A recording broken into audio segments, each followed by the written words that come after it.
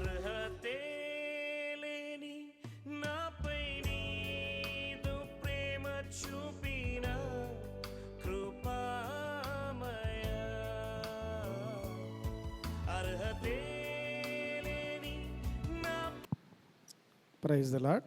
దేవుని నామానికి మహిమ కలుగును గాక.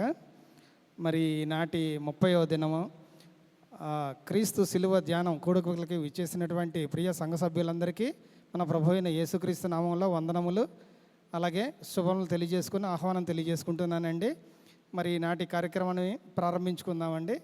మొదటిగా మన ఈనాటి కార్యక్రమానికి అధ్యక్షత వహించి నడిపించవలసిందిగా మన సంఘ వైస్ ప్రెసిడెంట్ గారు అయినటువంటి శ్రీ వైఎన్ బాబు గారిని ప్రేమపూర్వకంగా ఆహ్వానిస్తున్నానండి. మరి అలాగే నేటి ఈ శిలువధ్యాన కూటములకి మన సంఘ పాస్టర్ గారు అయినటువంటి మన సంఘ పాస్టర్ గారు అయినటువంటి రెవరెంట్ ఎన్ అనిల్ నాయుడు గారిని కూడా ప్రేమపూర్వకంగా ఆహ్వానిస్తున్నానండి.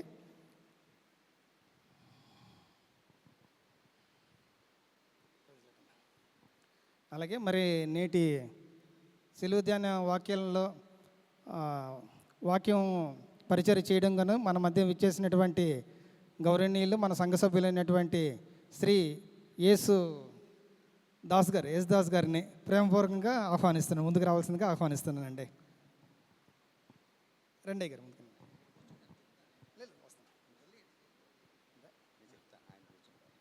ఈ కార్యక్రమం నడిపించవలసిందిగా మన సంఘ అధ్యక్షుల వారికి ఈ సమయాన్ని అందిస్తున్నానండి. అందరికీ వందనములండి.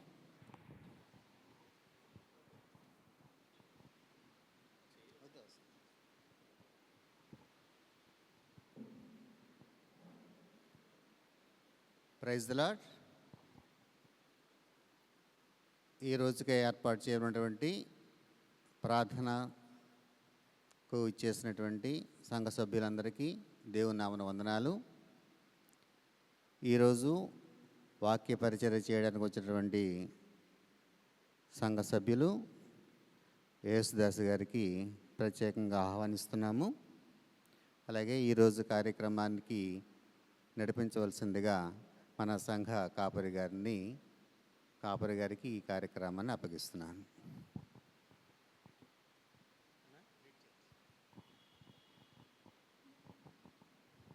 దానికి మహిమ కలుగును కాక. మరి ప్రారంభ ప్రార్థన చేసి ఒక కార్యక్రమాన్ని ప్రారంభించవలసిందిగా ఏర్పాటు చేయబడమని ఆహ్వానిస్తున్నా. సహోదరి లీలా ప్రసాద్ గారు వచ్చి ప్రార్థించవలసిందిగా ఆహ్వానిస్తున్నాను.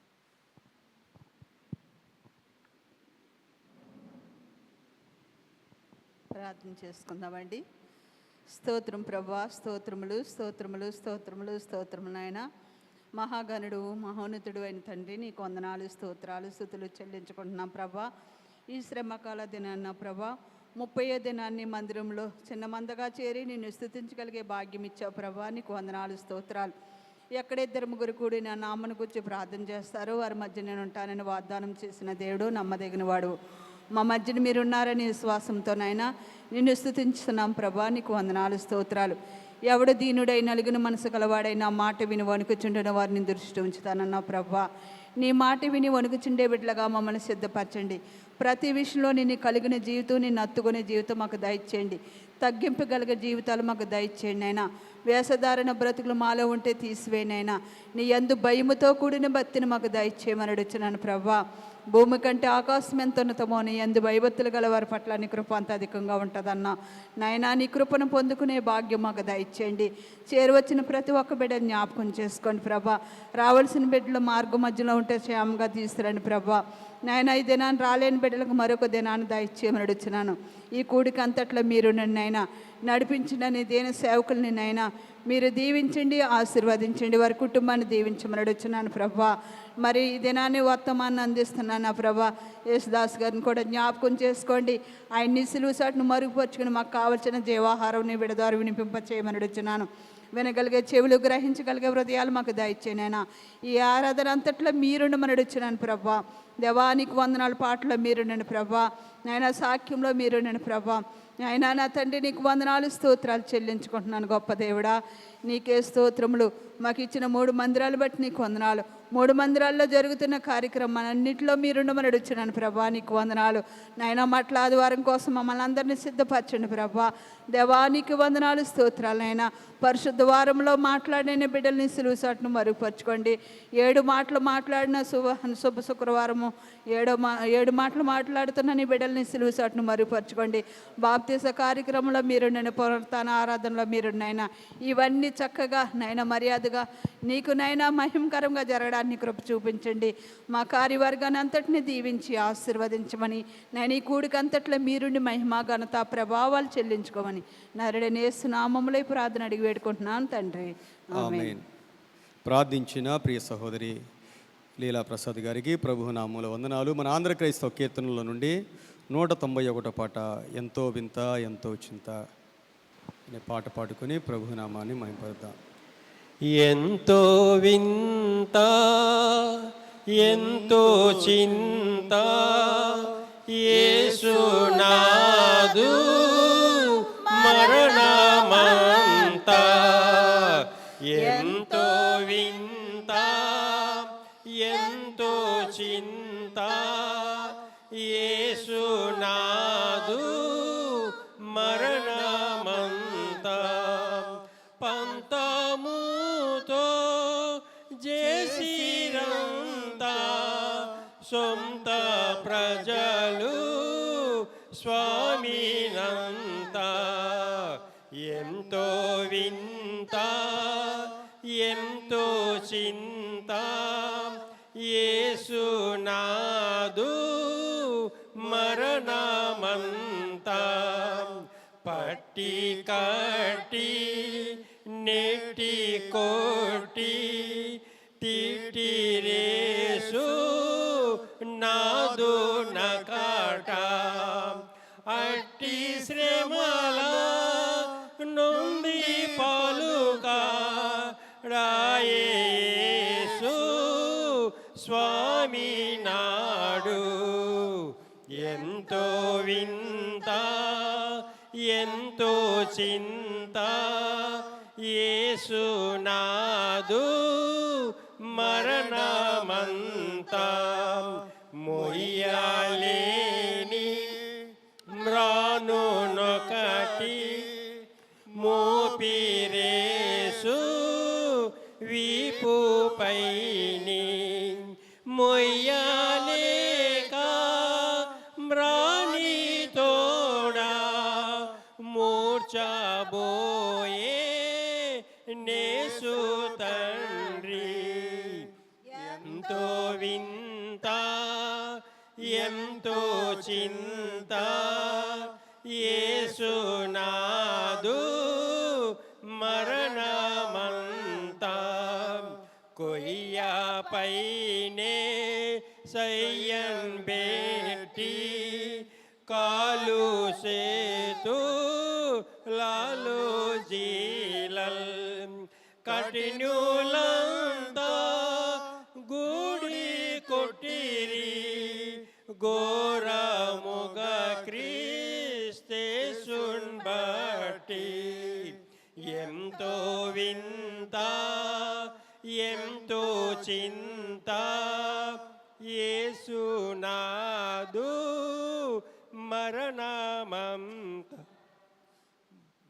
దాహముగొన చేదు చిరక ద్రావనిడిరి ద్రోహుల కట.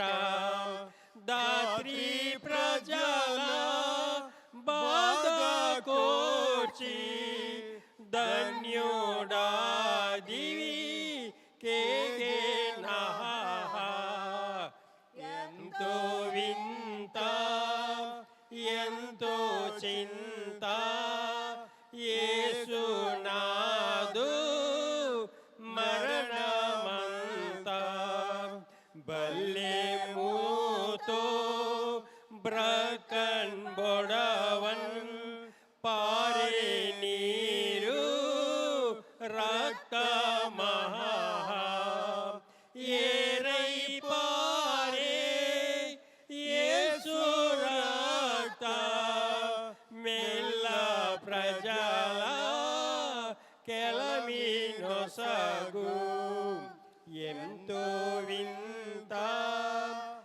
ఎంతో చింత యేసునాదు మరణమంతా. ప్రభుకి మహిమ కలుగును గాక. ఈ దినము కొరకు ఏర్పాటు చేయబడిన బైబిల్ పాఠ్య భాగములు చదివి వినిపించవలసిందిగా ఏర్పాటు చేయబడిన వారిని ఆహ్వానిస్తూ ఉన్నాను. లూకాసు వార్త 10వ అధ్యాయము 8-9 వచనాలు. మొట్టమొదటిగా పాత నిబంధన గ్రంథం నుండి ఇర్మియా గ్రంథం 1వ అధ్యాయము 3వ వచనం నుండి 5వ వచనం వరకు. ఇర్మియా గ్రంథం 1వ అధ్యాయం 3వ వచనం నుండి 5వ వచనం వరకు. అలాగే నూతన నిబంధన నుండి లూకాసు వార్త 10వ అధ్యాయము 8-9 వచనాలు.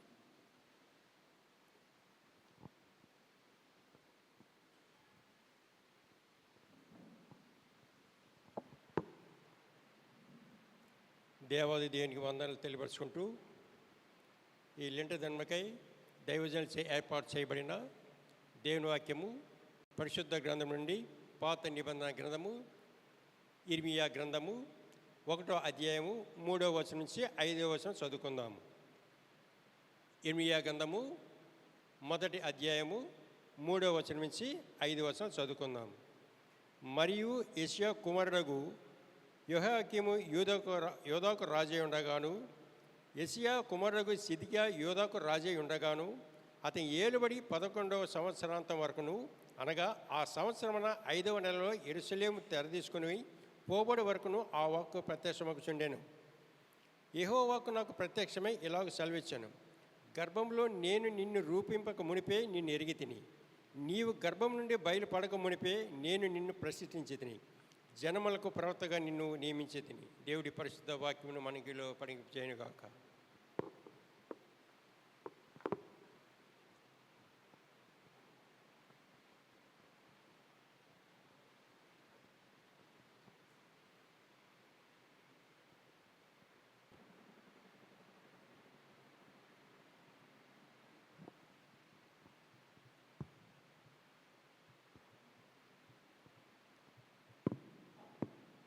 ఈ సమయమునకై ఏర్పాటు చేయబడిన వాక్య భాగము కృత నిబంధన గ్రంథము లోకా 10వ అధ్యాయము 8-9 వచనములు. మరియు మీరు ఏ పట్టణంలోనైనా ప్రవేశించినప్పుడు వారు మిమ్మల్ని చేర్చుకుంటే మీ ముందర పెట్టినవి తినుడి. అందులో ఉన్న రోగులను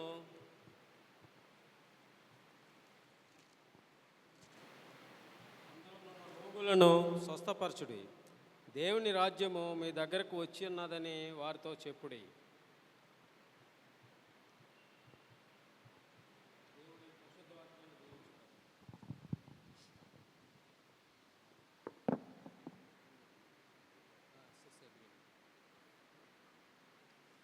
వాక్య భాగంలో చదివి వినిపించిన సహోదరులు కోలాటి ప్రసాద్ గారికి, అలాగే ఎస్ఎస్ ఎడ్విన్ గారికి కూడా ప్రభు నామంలో వందనాలు తెలియజేస్తూ ఉన్నాను.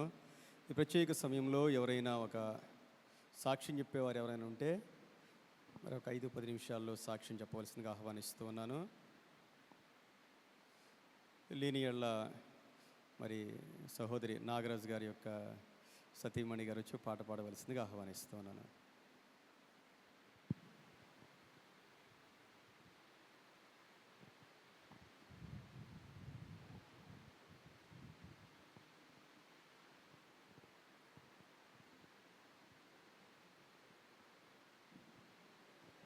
హల్లెలూయా, ప్రైజ్ ది లార్డ్ అండి. బాసిల్లెను సిలువలో పాపక్షమ, యేసు ప్రభుని దివ్యక్షమ. బాసిల్లెను సిలువలో పాపక్షమ, కలువరిలో నా పాపము పొంచి సిలువకు నిన్ను యాహుతి చేసి, కలువరిలో నా పాపము పొంచి సిలువకు నిన్ను యాహుతి చేసి, కలుషహరా కరుణించితివి, కలుషహరా కరుణించితివి.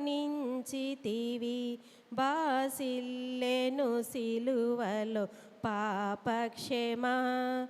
యేసు ప్రభుని దివ్యక్షమ బాసిల్లెను సిలువలు పాపక్షమా. పాపము చేసి గడించితి మరణం శాపమేగానే నార్జించినది. పాపము చేసి గడించితి మరణం శాపమేగానే నార్జించినది. కాపరివైనను బ్రోచితివి, కాపరివైనను బ్రోచితివి. బాసిల్లెను సిలువలు పాపక్షమా. యేసు ప్రభుని దివ్యక్షమ బాసిల్లెను సిలువలు పాపక్షమా. ఎందులకో నాపై ఈ ప్రేమ అందదయా స్వామి నామదికి.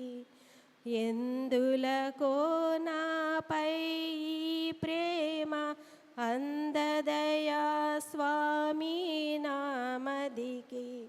అందులకే భయమొందితిని, అందులకే భయమొందితిని. బాసిల్లెను సిలువలు పాపక్షమా. యేసు ప్రభుని దివ్యక్షమ బాసిల్లెను సిలువలు పాపక్షమా. హల్లెలూయా.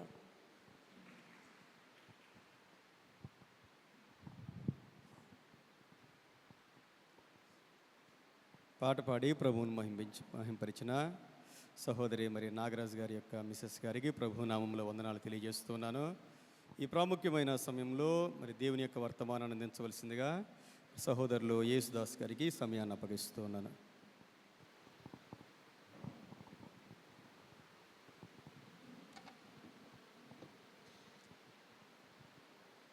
ఫస్ట్ ఆఫ్ ఆల్ దేవుని నామం పేరట మీ అందరికీ వందనాలండి. ఈ శ్రమకాల దినాల్లో ఈ విధంగా కూడి 45 దినాలు ఈ విధంగా దేవుని సన్నిధిలోకి వచ్చి ఒకవేళ సంవత్సరం అంతా కూడా ఆత్మీయంగా మన పనుల్లోనూ మన కుటుంబ అవసరాల్లోనూ బాధల్లోనూ చాలామంది ఆత్మీయంగా వెనకబడిపోయే అవకాశం ఉంది. ఈ పరిస్థితుల్లో సంవత్సరంలో ఒకసారి 40 years ఈ విధంగా దేవునిలో సన్నిధిలో కూర్చుని దేవుని ధ్యానించడం వల్ల వెనకబడిపోయిన మన ఆత్మీయ జీవితాన్ని మరలా బలోపేతం చేసుకోవడానికి దేవుడు మనకిచ్చిన తరుణమని నేను భావిస్తున్నాను. వచ్చిన మీ అందరికీ కూడా వందనాలు. దేవుడు ఈ విధంగా నిలబెట్టినందుకు వందనాలు. ప్రియులారా, చిన్న ప్రార్థన చేస్తూ, పరిశుద్ధుడా, ప్రేమగల తండ్రి, కృపామయుడా, ఆశ్చర్యకడ, ఈ యొక్క దైవజనాలు కాలంలో తండ్రి నన్ను ఈ రోజున నీ దైవజనం నిలబెట్టి నీ బిడ్డల ముందు తండ్రి నాయన నీ అమూల్యమైన సందేశాన్ని ఇవ్వడానికి ఈ ప్రభా నువ్వు నిలబెట్టావు. కాబట్టి అందరూ ప్రార్థన చేసిన విధంగా నన్ను మరుగు చేసి నా ద్వారా నువ్వు ఏది నీ బిడ్డలకు అవసరమో అది నువ్వు వారికి తెలియజేయమని ప్రార్థన చేస్తున్నాను. ఈ ఆరాధన ఆది నుంచి అంతం వరకు కూడా నీవే మా మధ్య నుండి ఆత్మపూర్వకంగా నడిపించమని నజరేయుడైన యేసు నామములో ప్రార్థన చేయుచున్నాను తండ్రి. ఆమేన్. ప్రియులారా, చదవబడిన జ్ఞానాంశము ఇర్మియా 1వ అధ్యాయము 3-4 వచనాలు మనం ఒకసారి మనం చూద్దాం. ఈ బైబిల్ గ్రంథంలో యెషయా, ఇర్మియా, యెహెజ్కేలు చాలా కఠినాతి కఠినమైన దేవుడు ఎన్నుకుని ఏది నేను చెప్పానో ఆ మాట నేను చెప్పింది చెప్పినట్టుగా నేను పంపిన వాళ్ళ దగ్గరికి వెళ్ళి నువ్వు వివరించాల్సి ఉందని దేవుడు కఠినంగా ఆదేశిస్తాడండి. కాబట్టి ప్రియులరా, ఈ యెషయా అయితే మనం పర్వాలేదు ఎలాగన్నా అర్థం చేసుకోవచ్చు. ఈ యెహెజ్కేలు, ఇర్మియా చాలా కష్టతరమైనవి, వారు దేవుడు వారికి ఏది ఆజ్ఞాపించాడో తన బిడ్డలకు చెప్పమని, అది ఉన్నట్టుగా చెప్పడానికి వాళ్ళు ఎన్నో కష్టాలు, శ్రమలు, దెబ్బలు తిన్నారు, ప్రాణాపాయాలు కూడా కొని తెచ్చుకున్నారు. అక్కడి నుంచి వారి మధ్య నుంచి భయపడి పారిపోయినట్టుగా మనకు కూడా కనబడుతుంది. ఇది ఒక దైవజనుడు, దేవుడి చేత ఎన్నుకోబడిన వాడికే ఓ మాదిరి జీవితం ఇది. ఈ రోజున మనం కూడా ఈ పాఠం ద్వారా దేవుడి చేత ఎన్నుకోబడిన దైవజనులు అవ్వచ్చు, యాజకులు అవ్వచ్చు, విశ్వాసులైన మనం కూడా అవ్వచ్చు. నీవు దేవుని కోసం బాప్తీసం పొంది దేవుని సన్నిధికి వస్తూ ఉంటే నువ్వే స్థితిలో ఉన్నావో నీవు నేను కూడా పరిశీలించుకోవాలి. నువ్వు దేవునిలో స్ట్రాంగ్గా ఉన్నావా? అవసరమైతే నిలబడగలవా? నీ విశ్వాసం ఎలాంటిది? ఏదైనా కష్టం వస్తే గాలికి రెపరెపలాడే మరి చెట్టు కొమ్మలాగో స్తంభం వలె ఉన్నదాన్ని విశ్వాస జీతు, లేకపోతే నిలబడిపోయి అవసరమైతే పడిపోవడానికన్నా సిద్ధమయ్యి దేవుని మహింపరిచేలాగా ఉందా? It is the lesson of this ఇర్మియా. ఓసారి చూద్దాం.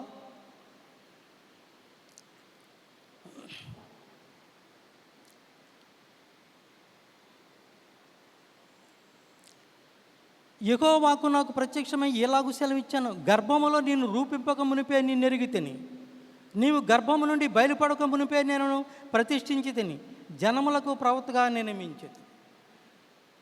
ఈ ఇర్మియా, ఎహెజ్కేలు చాలా విభిన్నమైన అండి. ఈ బైబిల్ సాహిత్యంలో 3 రకాలన్న సాహిత్య రీతుల్లో రాయబడింది ఈ బైబిల్.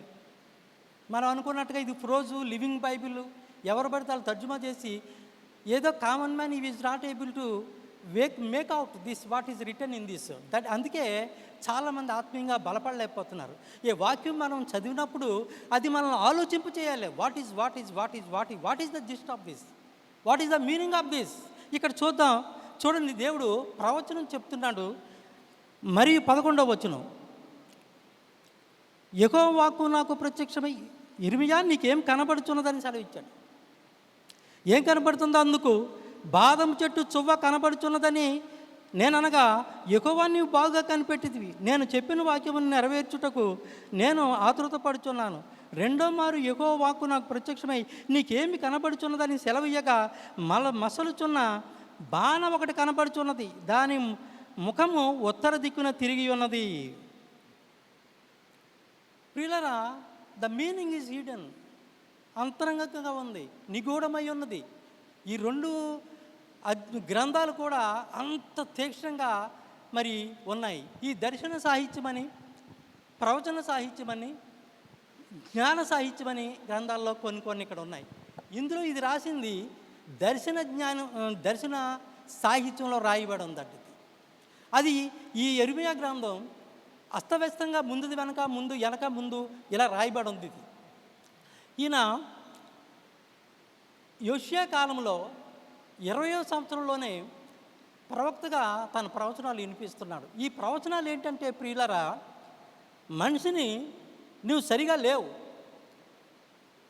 యోషియా చనిపోయిన తర్వాత ఆ ప్రజలు మళ్ళా దాని విగ్రహారాధన తిరిగారు, లోక జీవితాలకు తిరిగారు, లోక నడవడికి తిరిగారు, లోకంలో ఉన్న మరి సంతోషాలకి ఆటపాటలకి చేశారు. నిజమైన యెహోవా దేవుణ్ణి వాళ్ళు అశ్రద్ధ చేశారు. ఇది ఈ 2 అధ్యాయాలకి ఉన్న జిస్ట్ ఇదండి, ఉద్దేశం.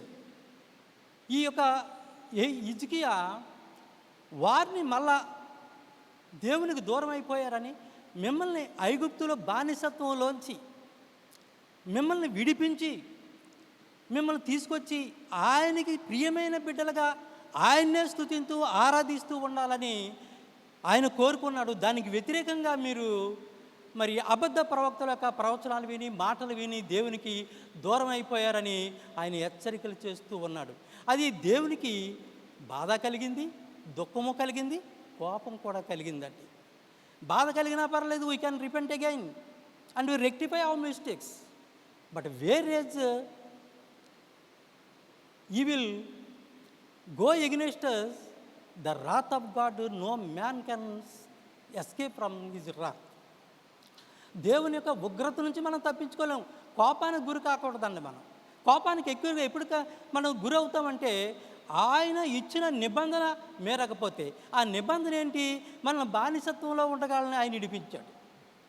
మనం మామూలుగా కంప్లీట్ పీపుల్ కాదు, మంచి పీపుల్ కాదు. ఆయన కనికరం చెప్పిన ఐగుప్తులో వీళ్ళున్నారు 430 సంవత్సరాల బానిసత్వంలో తరతరాలు అక్కడ పడరాని పాట్లు, కష్టాలు, బాధలు అన్నీ అనుభవించారండి వాళ్ళు. ఎవరైనా మనకి ఈ శ్రమలోంచి మనల్ని విడిపించేవారు ఎవరు లేరా అని మనసులో తలంచుకుంటుండేవారు. ఆ పూర్వీకులకి అబ్రహాము చేసిన ఆ వాగ్దానం ఆయన ఏళ్ళ మర్చిపోయినా కానీ ఆ మర్చిపోవడానికి అప్పుడు వాగ్దానం చేయబడిన వాళ్ళు గతించిపోయారు. ఎన్నో తరాలు అయిపోయినాయి. ఇప్పుడున్న తరానికి ఏం తెలియదు. కానీ దేవునికి మాత్రం నిన్ను నన్ను సృష్టించిన దేవుడు ఆది అంతం. అందుకే ప్రకటన గ్రంథంలో అంటాడు, నేను చనిపోయాను కానీ యుగయుగములు నేను జీవించున్నాను. I'm alpha and omega, first and last. I know everything what is going to happen in between these two poles.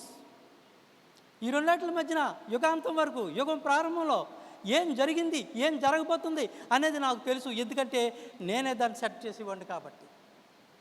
అందుకనే మనం దేవునిలో ఉన్నవాళ్ళు మనం ఎప్పుడు కూడా దేవుని సన్నిధి మీద అశ్రద్ధ కానీ నిర్లక్ష్యం కానీ మనం ఏం చేయకూడదండి. ఎందుకు ఈ సువార్త ఈ మాట అన్నాడంటే, ఆయన ప్రియులరా, వీళ్ళ మీదకి దేవుడు ఎప్పుడైతే దేవునికి దూరం అయిపోయాడో దేవుడు చూస్తూ ఊరుకోడండి. ఒకవేళ ఆత్మీయ జీవితంలో మనం ప్రతి వారం ఇక్కడికి వచ్చి వాక్యం వింటున్నాము, ఇంటికి వెళ్ళి వాక్యం చదువుతున్నాము, ఈ దైవ గ్రంథం మన చేతిలో ఎప్పుడూ ఉంటుంది. దాన్ని చదువుకోవటం, దాన్ని మనం ఆ వాక్యం ద్వారా మనం జీవితంపై ఎలాగున్నది ఈరోజు ఈ డైలీ లైఫ్లో నేను ఏం చేశాను, ఎలాగున్నాను, దేవునికి దూరంగా ఉన్నానా లేకపోతే దేవుని దగ్గరే ఉన్నానా అని పరిశీలించుకుని నిరంతరం కూడా మన జీవితాన్ని పరిశీలించుకుని we make as a perfect and very suitable to his love. ఆయన ప్రేమకు సూటబుల్గా as my son is very perfect to me అన్నట్టు ఉండాలి దేవుడికి మనం. ఎస్ యు ఆర్ ప్రియమైన వాడు. ప్రియులరా, ఇక్కడ మీరు లోకాసు వార్తలు అంటాడు చూడండి, చదవబండి. Just you please help us while go through this. లోక 10:6-7 ఐ థింక్. జస్ట్ 2 days పాఠం.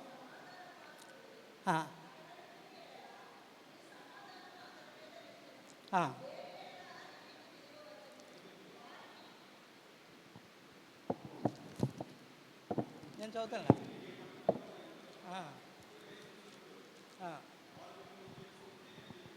చేర్చుకుంటే మీరేలండి. ఆయన వాళ్ళని ప్రజల మధ్యకి అనుభవం పొందడానికి, మనుషుల యొక్క మనస్తత్వాలు ఏంటో తెలుసుకోవడానికి అలా పంపుతున్నాడండి. అన్నిట్లో అందరూ వెళ్ళకండి మీరు. Don't go in every house. ప్రతి వాళ్ళు క్రైస్తవులే, ప్రతి వాళ్ళు దేవుని బిడ్డలే, కానీ అక్కడ సమాధానం ఉండదు. ప్రతి ఇంట్లో సమాధానం ఉండదండి.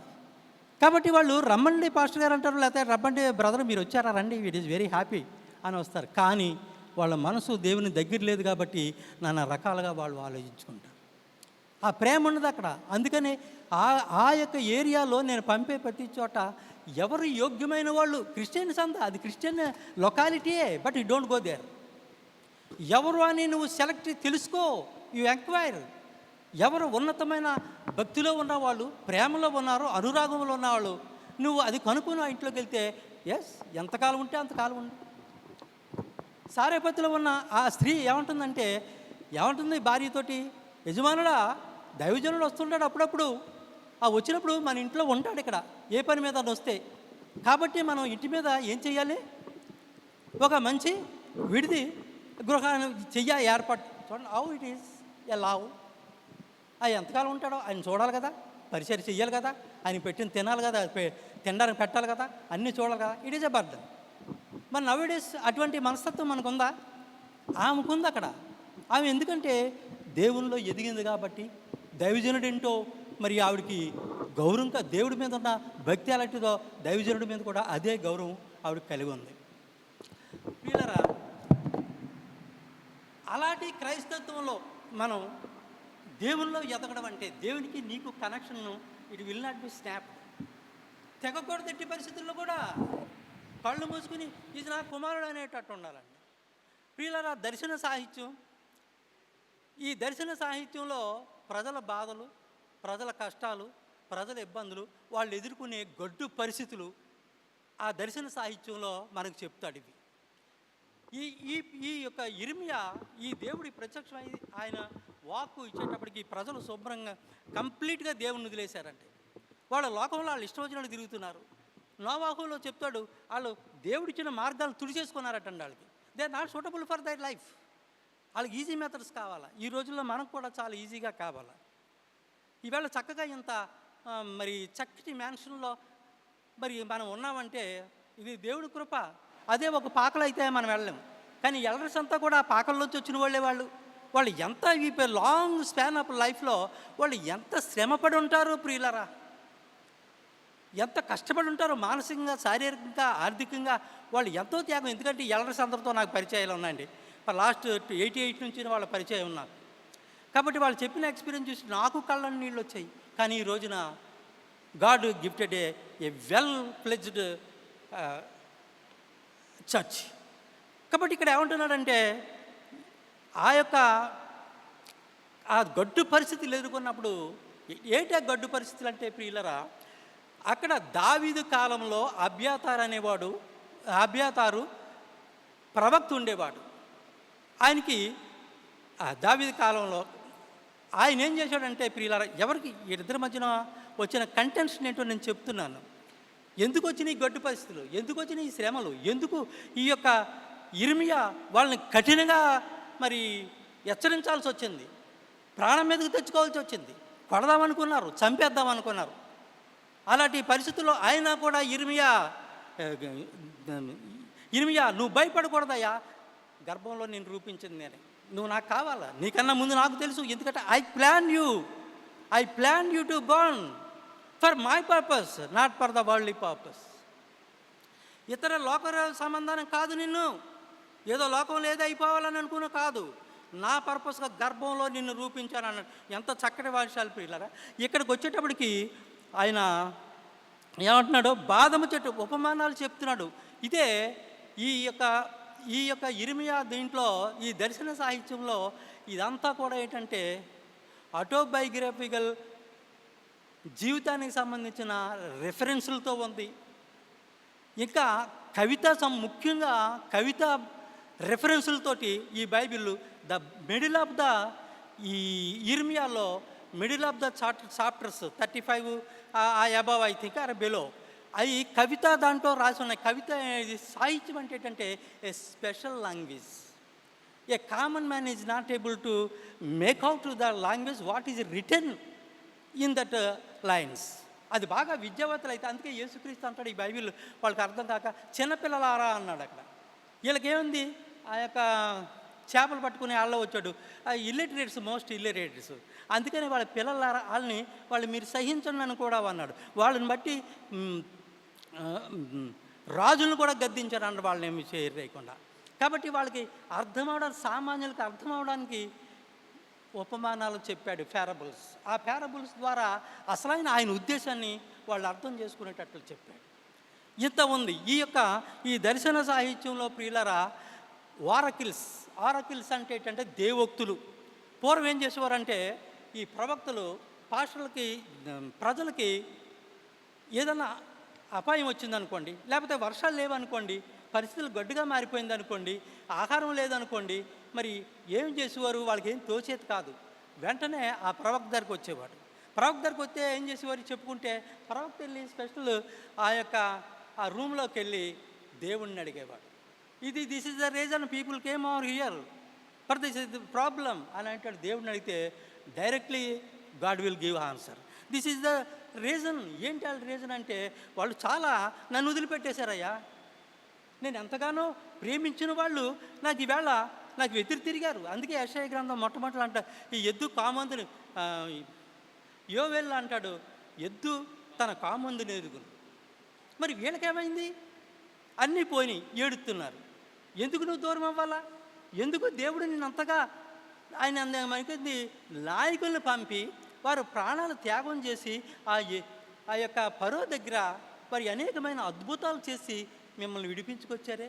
40 సంవత్సరాలు ఎన్నో అపాయాల్లోంచి మిమ్మల్ని నడిపించుకుని వచ్చి శాశ్వతమైన వాగ్దాన దేశంలో ఈవేళ మాకేం పర్లేదు, ఇట్ ఈజ్ మై ల్యాండ్ అని చెప్పుకునేది ఉంది కదా నీకు ఈవేళ.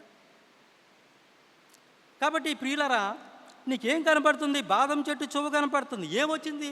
నీకు కష్టం వస్తే, నీవు దేవునికి వ్యతిరేకమైతే చూస్తూ దేవుడు ఊరుకోడండి. ఇది ఇక్కడ జిస్ట్. నీవు దేవునిలో ఉండి దేవునిలో ఎదుగుతూ దేవుని యొక్క గొప్ప కృపను పొంది నువ్వు అభివృద్ధి అయిన తర్వాత దేవుని అశ్రద్ధ చేస్తే, చూడండి హెబ్రీలు 6వ అధ్యాయము 3వ వచనం.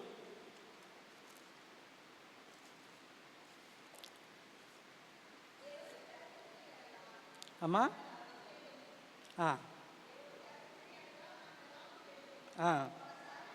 ఒకసారి వెలిగింపబడిన తర్వాత బాప్తిసం పొంది మారుమనసు పొందానని నలుగురిలో కూడా ఒక గొప్ప సాక్ష్యంగా నువ్వు దేవునిలో మొట్టమొదటి పనులు చేసి అన్నీ చేసి తర్వాత దేవునిలో మరి పరిస్థితులు అలాగ వచ్చినాయండి, ఈ విధంగా వచ్చినాయండి.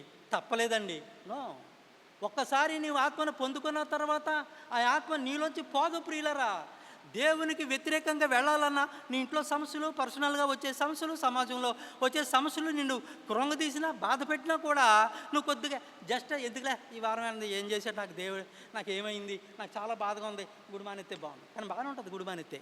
నిజమే, ఈ సాతాను ఇక్కడ కూడా ఇదే మరి చక్కటి ప్లే చేస్తుంది మీకు. ఎప్పుడైతే మనం దూరం మంచి జరుగుతుంటుంది. It is secret. కానీ దేవుని ఆత్మ నీలో ఉన్నది కాబట్టి నీ మనసు అక్కడ ఊరుకోవద్దు, దేవుని సన్నిధిలోకి తీసుకొచ్చినట్టు. ఇర్మియా, నీకేం కనబడుతుందా? బాదం చమకన బాగానే చెప్పు, ఇంకేం కనబడుతుంది?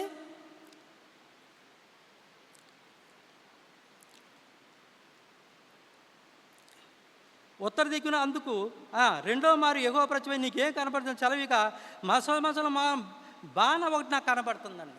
ఇది ఉగ్రతకి దృష్టి.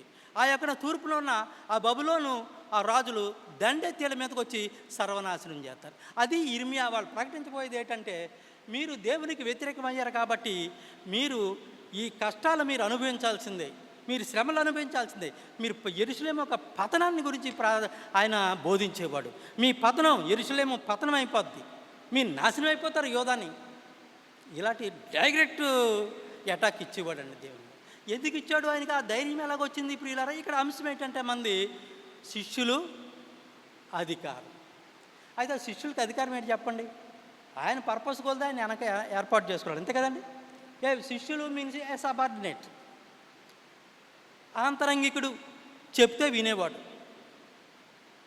ఈ ఇర్మియాకి పెద్ద అధికారం ఇచ్చాడు. ఎల్లో వాళ్ళ దగ్గరికి. చూడండి ఇర్మియా అంటున్నాడు.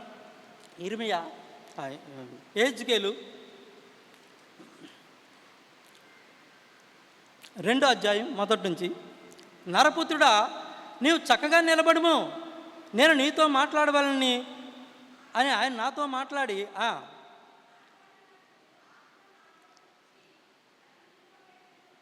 మాట్లాడిన స్వరం వింటని ఆయన ఏమన్నా నాతో, నరపుత్రుడా నా మీద తిరుగుబాటు చేసిన జన్ను యొద్దకు ఇశ్రాయేలు యొద్దకు నిన్ను పంపుచున్నాను. తిరుగుబాటు చేసిన వాళ్ళండి, దేవుడు అక్కర్లేదన్నారు.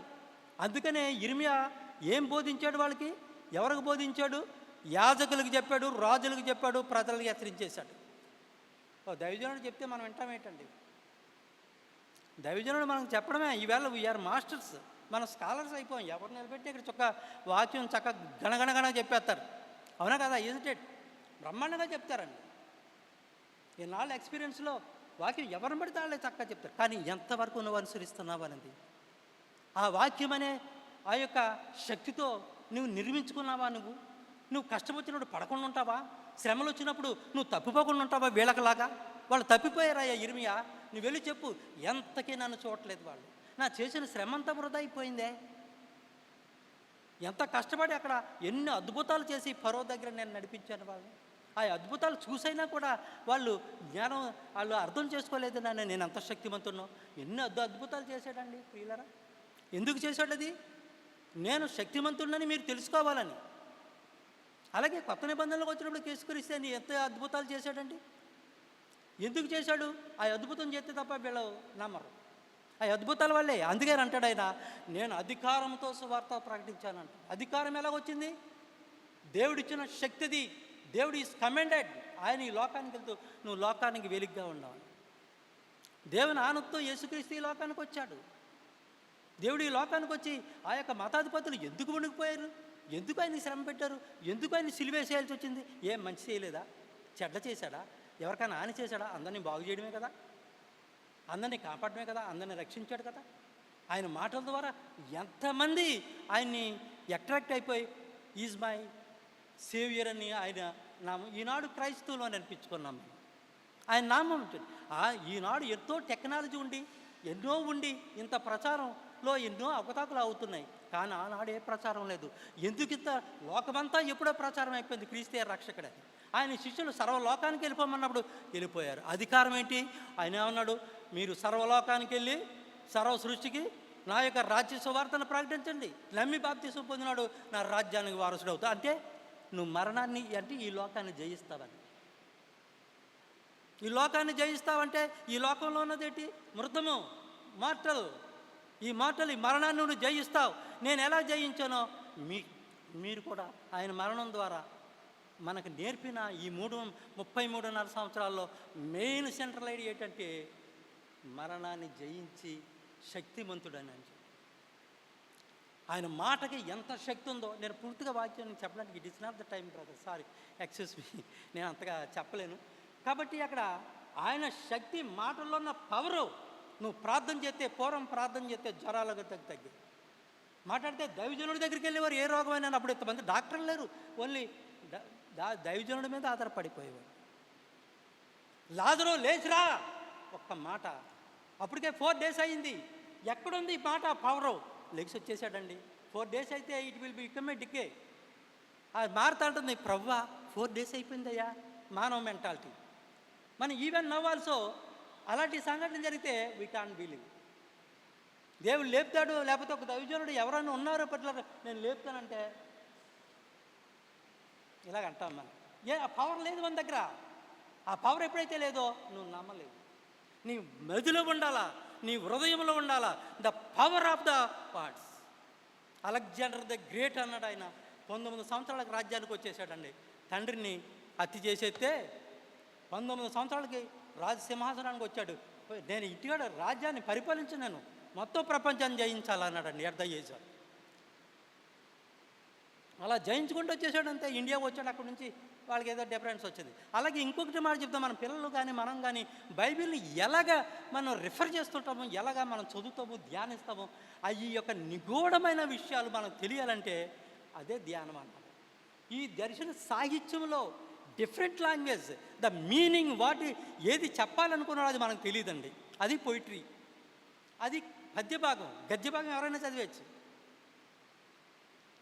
At the age of John Milton అనే కవి ఉన్నాడు, ప్రపంచ ప్రఖ్యాతిగాంచింది షేక్స్పియర్ తర్వాత.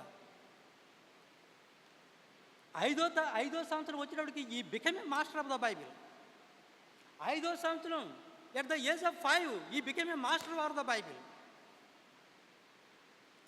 కాలేజ్ స్టడీస్కి వెళ్ళేటప్పటికి నేను ఎవరో రాయలేని మహాకావ్యాన్ని I will write an epic, ఎవరో ప్రపంచంలో ఎవరో రాయలేని ఎపిక్ రాస్తాడు. అదే ప్యారడైజ్ లాస్ట్ ఆదికాండం. ఆదికాండంలో ఆదాం పడిపోయాడన్న ఒక్క మాట 12 బుక్స్ రాశాడండి. ఏ బుక్ కూడా మనం మొట్టమొదటి లైన్, 2వ లైను అర్థం చేసుకోవాలి. ఒక 2వ లైను, మొట్టమొదటి లైన్ కూడా ఓ మ్యారేజ్ డిజోబీడియన్స్ అంటాడు. మానవుడు యొక్క అవిధేయత దేవునికి వ్యతిరేకంగా అని మొదలెడతాడండి. అలాంటి 12 బుక్స్ రాశాడు. ఏంటి? ఆ పడిపోవడం గురించి. ఆ ఇంగ్లీషు ఆయనే సొంత మాటలు క్రియేట్ చేసేసాడు, డిక్షనరీ తయారు చేసేసాడు. ఈ మామూలు డిక్షనరీలో మనకు పదాలు దొరకవండి. How genius is how he became a master. వాళ్ళ మదర్ పక్కన ఉండి వాళ్ళ నాన్నగారు ఆ రాజుగారి యొక్క బ్రిటన్లో ఆ యొక్క గుర్రపుశాలలో సంరక్షకుడైన ఆయన తెల్లవారుజామునే వెళ్ళాలి, తల్లి ఆయన్ని అన్నీ చేసి అన్నీ అందివ్వాలి, తెల్లవారుజామున వెళ్ళిపోతాయి. ఈ కుర్రాడు కూడా లేచిపోయేవాడు తల్లితో పాటు. ఆ తల్లి పక్కనే ఉండేవాడు. 5 years అంటే ఆ మందం ఒరే పడుకోరా, పడుకో అలా కాదు. మనం ఏమంటాం, కష్టపడిపోతున్నాడు, సుఖపడిపోతున్నాడు, వద్దు బాబు పడుకో. తల్లి పక్కన పెట్టుకుని తండ్రి వెళ్ళిపోతే బైబిల్ చదివించే. 5వ సంవత్సరానికి he became a master of the Bible అండి. స్కూల్ స్టడీ, కాలేజ్ స్టడీస్కి వచ్చేటికి పెద్దవాళ్ళు అందరిలో అక్కడ ఉన్న స్టాల్వర్డ్స్ అయిన ఆ యొక్క కంట్రీ పీపుల్తో అన్నాడు, మేధావులతోటి I will write an epic అన్నాడు. మహాకావ్యాన్ని రాస్తాను. కావ్యం అంటే పెద్ద ఎపిక్, అది ఈ దైవ సంబంధమైనవి మహా గొప్పవి అన్నమాట అండి, చరిత్ర సంబంధించినవి. మహా great epic I will right, that is not return అని ఎవర్ రిటర్న్ అని బై అనేబడి అన్నాడు. అందరూ ఏళన చేశారు. మనమన్నా ఏదైనా ఇలా చేస్తాం, మీకు ఏదో ఐడియా వచ్చింది, దేవునిలో భక్తిగా ఉన్నారు, దేవునిలో మీరు ఎప్పుడైతే భక్తిగా ఉన్నారో, దేవునితో ఎప్పుడైతే క్లోజ్గా ఉంటారో ప్రియులరా, a new way of knowledge will induct into your mind. చిన్నపిల్లలప్పుడు అందుకని మనం నెగ్లెక్ట్ చేయకూడదు. వాడిని బైబిల్ దగ్గర తీసుకురా, తల్లి అయిన వాళ్ళు నేర్పండి, ఇవి చేర్పండి, సెల్ ఇవ్వద్దు. నేను చాలాసార్లు మంది అబ్జర్వ్ చేస్తుంటాను, వాళ్ళు వస్తారు కూర్చుంటారు, అటు సెల్లట్టుకు పోతాడు, అటు సెల్ ఇచ్చే పిల్లలు బాగానే ఉంటారు, బాగా వినేస్తారు. ఇక్కడ ఇర్మియా కూడా అదే అంటున్నాడు, మీరు యెరూషలేములో చేయు ప్రార్థన మీద కాదు లక్ష్యం ఉంచాల్సింది. ఐగుప్తులోంచి కష్టపడి శ్రమపడి ఆ రాజుతో ఇనపకోలంలోంచి పోరాడి మిమ్మల్ని ఇక్కడ రప్పించాడు కదా, ఆ రప్పించిన ఆ విధానంలో మరి ఎంత శ్రమ పడ్డారో అది ఆ బానిసత్వాన్ని మీరు గుర్తు చేసుకుని దేవునికి అతి విధేయతగా ఉండాలి అన్నాడు. I want to know this. ప్రియులరా, ఆ విధంగా షేక్స్పియర్ ఇలాగ ఎంతోమంది మేధావులు అన్నారు. రష్యాను పరిపాలించే 1914లో హెలెన్ ఆరేటర్స్ మీరు అధికారులై అధికారంతో బోధించాడంట ఈయన. శిష్యుల్ని అధికారంతో మీరు సర్వలోకానికి వెళ్ళండి. వాళ్ళకి ఏముందని చదువులు. అనామకులు నేను పిలిచాను, మేధావులు నేను పిలవలేదు. ఆ మేధావులు అనుకున్న వాళ్ళు సిగ్గుపడేటట్టు వాళ్ళు పిలిచారు. చదువుకున్న వాళ్ళు బాగానే నేను చదివాను అనుకుంటాను, అహంకారంలో ఉంటుంది, కనపడదు పైకి. అది దావానంలాగా ఉంటుంది. అది మనుషుల్ని ప్రేమించనివ్వదు, మనుషుల్ని సమానంగా చూడనివ్వదు, మనుషుల్ని దగ్గరగా ఉండనివ్వదు. ఉండనిస్తుందా? మన స్టేటస్ కానీ, మన సోషల్ స్టేటస్ కానీ, స్కాలర్లీ స్టేటస్ కానీ, ఇలాంటి అలా వినేబడి టు అస్. ఆ విధంగా ప్రియులారా, ఆ లెనిన్ రాజుల కాలం ఉందండి రష్యా, ఎవరన్నా నోరెత్తుడికి సెరసాల్లో వేసాడు, తలకాయలు తీసాడు. ప్రజలు ఎంతో కష్టపడుతున్నారు, శ్రమ పడుతున్నారు, మరి తిండి బట్ట లేకుండా నలిగిపోతున్నారండి. ఆ లెనిన్ ఆయన చేసిన ప్రసంగాలకి అధికారంతో ఆయన ప్రసంగం చేస్తుంటే అలాంటి ఆల్టర్ మీద నిలబడి ప్రజలు ఇలాగా నోరు ఆవడించేవారటండి. It is a called an orator అంటారు వీళ్ళని. ఆరేషన్ అంటే కంటిన్యూషన్ స్పీకింగ్ అనమాట అండి. వాళ్ళు ఏం మాట్లాడుతున్నారో వినేవాడు, ఇది నువ్వు తప్పు మాట్లాడుతున్నావు, ఇచ్చేతాను కూడా not able to find out what whether it is wrong or right. అంతటి మేధస్సుగా అర్గంగా మాట్లాడేస్తారు ఆరేటర్ అంటే. అలా మాట్లాడి వాళ్ళందరినీ కూడా మంత్రముగ్ధులను చేసేవాడు. ప్రియులరా, అధికారంతో యేసుక్రీస్తు అధికారంతో బోధించాడు కాబట్టి, అధికారంతో దేవుడిచ్చిన ఆజ్ఞను బట్టి ఆ తప్పిపోయిన జనాంగాన్ని మీరు ఇది రాజులైనా యాజకులైనా అబద్ధ ప్రవక్తలైనా అక్కడ ఉన్న వాళ్ళని గట్టిగా హెచ్చరించారు. దీనివల్ల మీరు కాబట్టి మీరు ఎంతైతే మేము అభివృద్ధి అయ్యామో, ఎంతైతే మేము సమృద్ధిగా ఉన్నామో మీరు నాశనం అయిపోతారు అన్నాడు. అంతే direct. You are destroyed, you are fallen, no way. ఊరుకుంటారా? ఊరుకోలేదు. యేసుక్రీస్తుని ఊరుకున్నారా? మీరు చేసేదంతా తప్పు. నా మందిరాన్ని దొంగల గుహగా చేస్తున్నారు, మీరు చేసేదంతా తప్పు. ఊరుకున్నారా? సిలివేసి. కాబట్టి ప్రియులారా, ఈనాడు నీవు కూడా ఈనాడు ఈ చాలా క్రైస్తవ సమాజం మీదకి చాలా డేంజరు పొంచుకు చూస్తుందండి. దేవుడు చెప్పినట్టుగా ఎన్నో అపాయాలు జరుగుతాయి. మిమ్మల్ని వీటిల్లోకి సెరసాల్లోకి వీటిల్లో లాగుతారు, మీ మీద అనేక దాడులు జరుగుతున్నాయి ఆల్రెడీ. ఎందుకు what you do understand why they are going to happen on you. చిన్న మంద భయపడకండి, దేవుడు రాజ్యాన్ని ఇవ్వడానికి సిద్ధంగా ఉంది. చిన్న మందకు భయపడతారండి? ఎంత అండి మన దేశ జనాభా? More than 1,95 crores, 195 కోట్లండి. చిన్న మందకి ఇంత మనం ఏమన్నా భాగస్వామ్యం అడిగాము అధికారులు? ఒక్కడు ఎంపీ కానీ ఎమ్మెల్యే కానీ అలాంటి ఫీల్డ్లోకి మన వాళ్ళు రారు. వద్దండి బాబు, దేవుడు మనకి ఇచ్చాడు, మనకి చాలు, మనకే ఎందుకన్నా పడుకో అలాంటి మాటలు మాట్లాడుతాం. ఇప్పుడు నీ పిల్లల మీదకి అందరి మీదకి మనకి విపత్తులు వస్తున్నాయి. అప్సర్ దేవుడు ఉన్నాడు, మనం కాపాడే దేవుడు, ఫైనల్గా ఆయనదే డెసిషన్.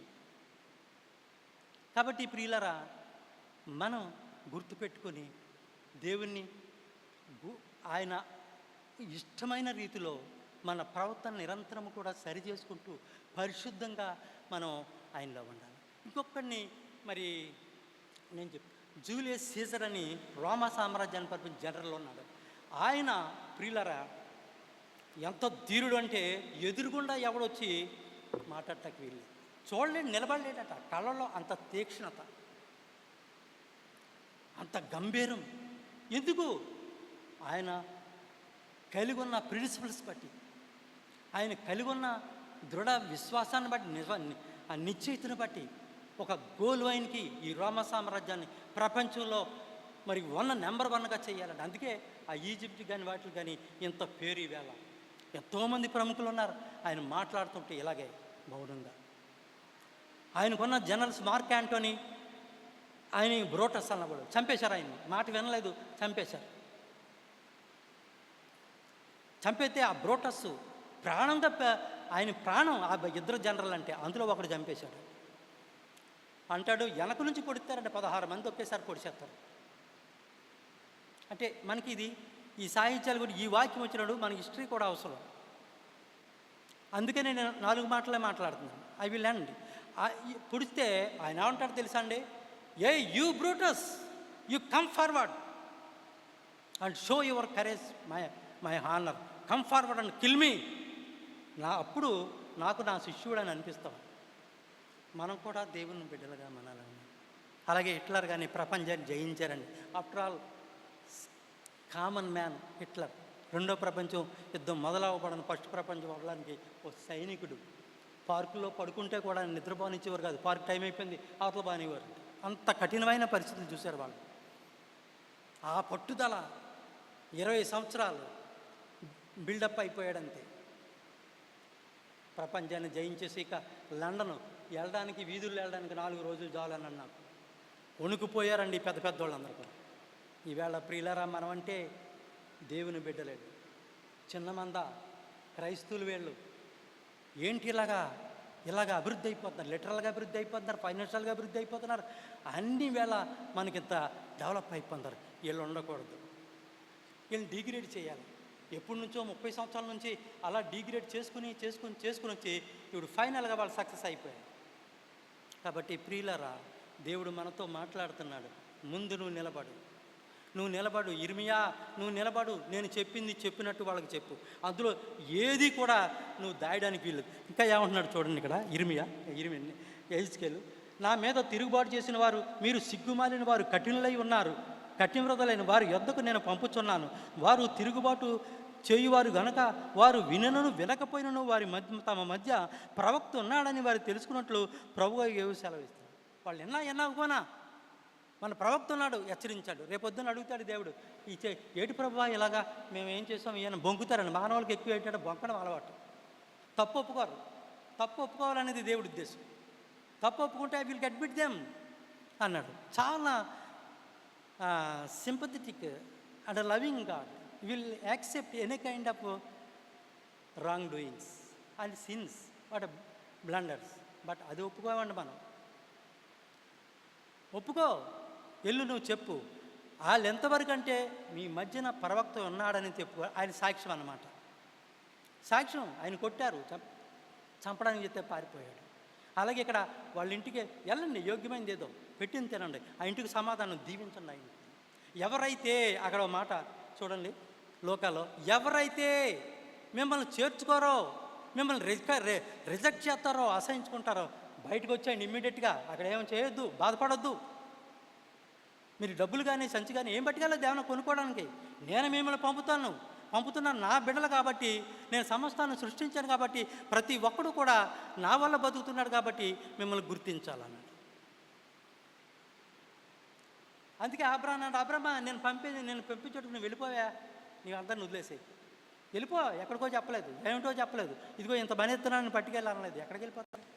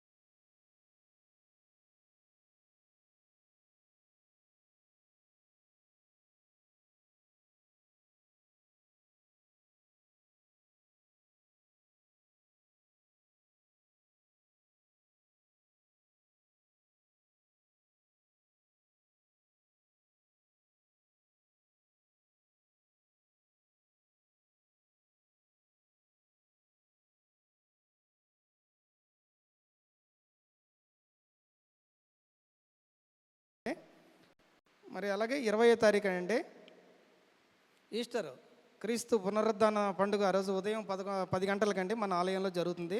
మరి ఇవన్నీ కూడా దేవుని మహిమార్థమై చక్కగా సక్రమంగా జరుగులాగిన మీ యొక్క అనుదిన ప్రార్థనలో జ్ఞాపకం చేసుకోవాల్సిందిగా మనం చేసుకుంటున్నాం. మరి అలాగే రేపు సాయంత్రం 7 గంటలకి మన ఆలయంలో యథాతథంగా లెంట్ ప్రేయర్ సాయంత్రం 7 గంటలకండి. మరి సంఘం అంతా గమనించి సకాలానికి రావాల్సిందిగా మనం చేసుకుంటూ మరి నా ప్రకటనలు ఇంతటితో ముగిస్తున్నానండి. అందరికీ వందనములండి.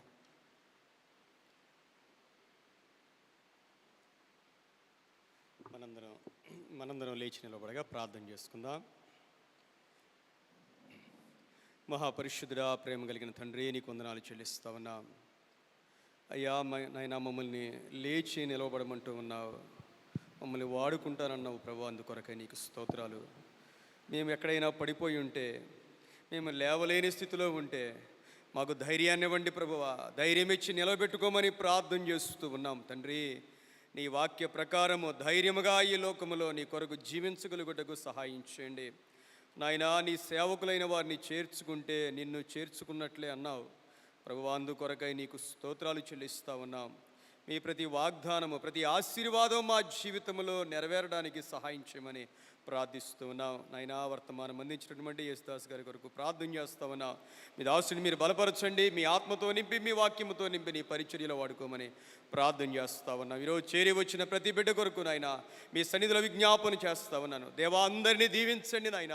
నీ మందిరంలో నాయనా మేము కొద్దిసేపు గడిపి ఉన్నాం ప్రభా.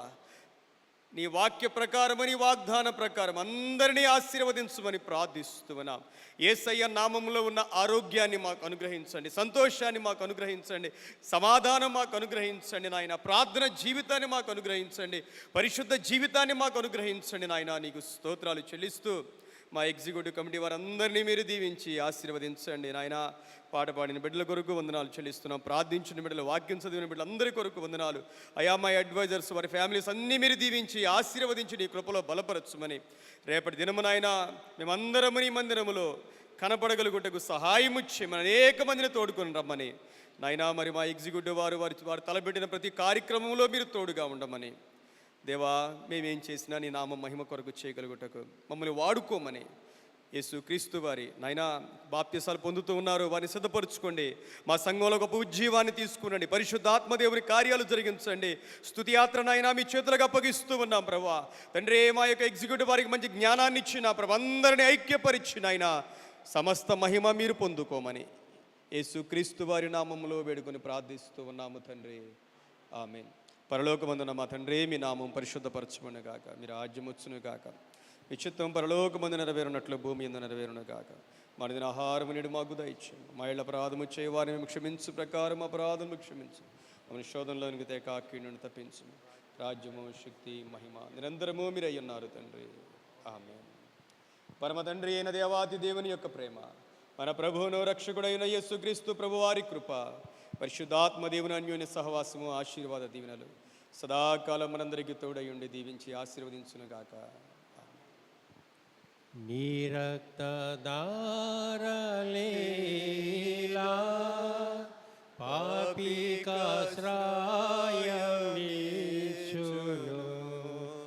నీ రక్తధారలీలా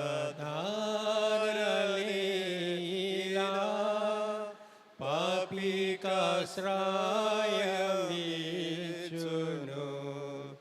పరిశుద్ధ తండ్రి పాపిని కడిగి పవిత్ర పరచుము.